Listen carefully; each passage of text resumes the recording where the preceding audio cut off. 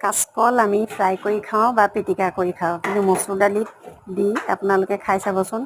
কাচকলটো এনেকৈ চকলীয়াকৈ কাটি হাফকৈ ভাজি ল'ব। তাৰপিছত মচুৰ দালিকেইটা ভিজাই থৈ, যেতিয়া মচুৰ দালিখিনি ভিজা নিচিনা হ'ব, তাৰপিছত পানীৰ পৰা উঠাই দি কেৰাহীত তেল, আদা, নহৰু, পিঁয়াজ দি মচুৰ দালিখিনি ভাজিব। তাৰপিছত তাতে কঁঠাল গুটি কেইটামান দিব। তাৰপৰা যেতিয়া নিমখ, হালধি আৰু জিৰা, ধনিয়া দিব, কেইটামান জালুকো দিব, খাব সময়ত দিব জালুক।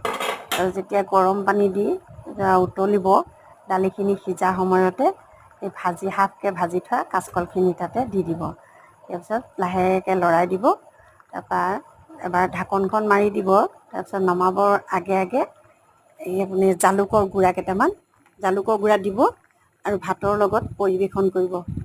খাই বহুত টেষ্টি লাগে, আপোনালোকেও খাই চাব, বহুত ভাল পেটৰ কাৰণে।